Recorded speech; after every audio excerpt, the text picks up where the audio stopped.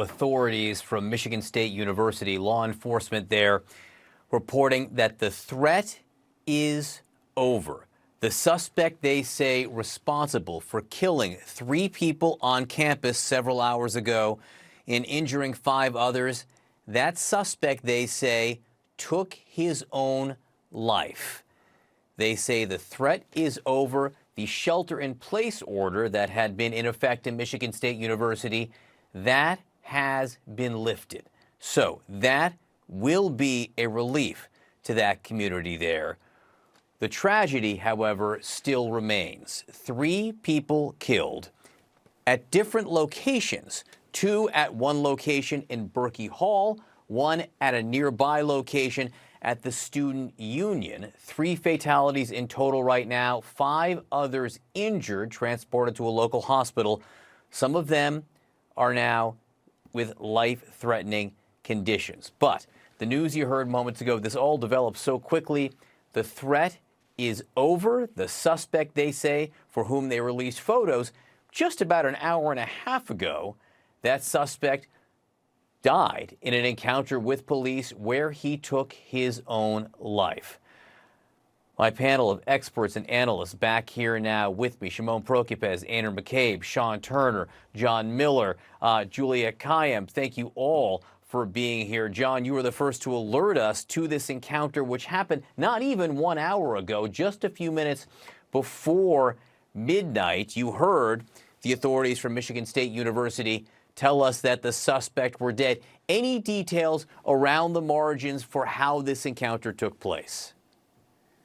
It was after the clear description went out, but more importantly, after the photographs went out to all of the police that were saturating that area beyond those who were on campus. And then driving down that street, Michigan State Police encountered a man wearing the jacket that was like the jacket in the photo, the pants that was like the pants in the photo, the backpack, and they initiated a pedestrian stop. And as they approached, the individual pulled out a weapon, shot himself, took his own life, and then they recovered evidence at the scene, including the gun he used to shoot himself, an additional gun in the backpack, magazines, and additional ammunition.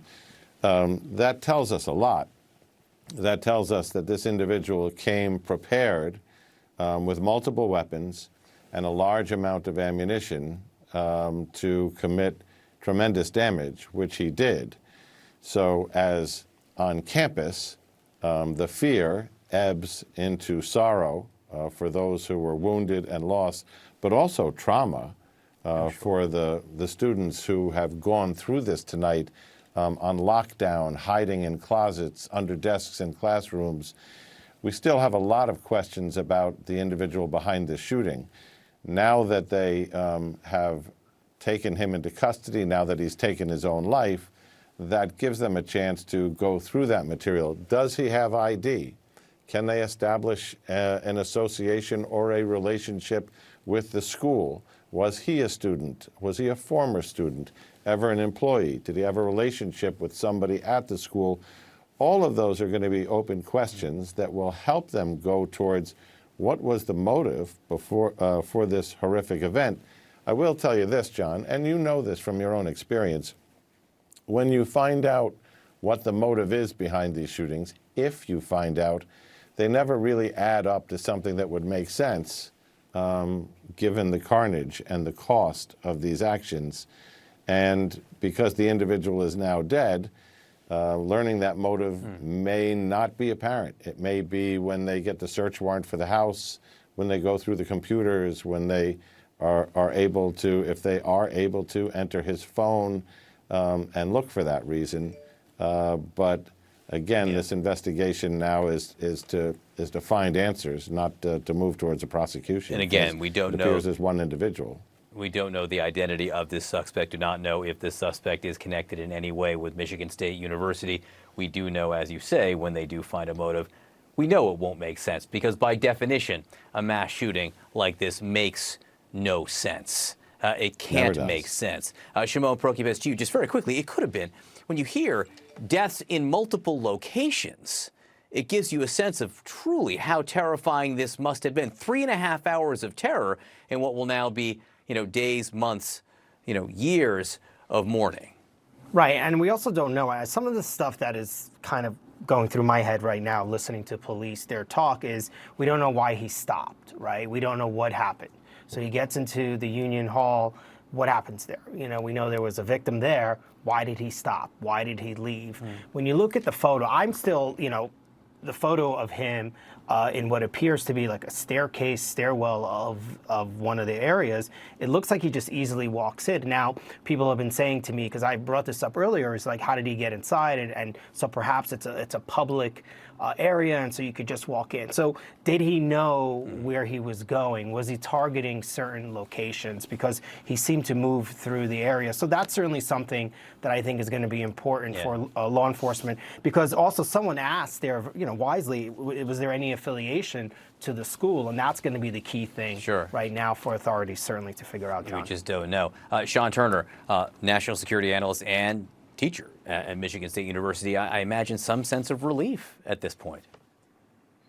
Yeah, John, when we consider the tragedy that the shooter brought to our campus tonight, it's really hard to see any positive in the outcome here. But I will tell you that I've been in touch with colleagues all over campus, and there is a sense of relief that this shooter has been neutralized and that our students or faculty or staff are all safe. But as everyone has said, now comes all the questions. Why did this individual come on our campus and kill people and wreak the havoc that they've wreaked? And what was the motive? So we're going to turn to that now. But I think the real important thing for us is that everyone is safe.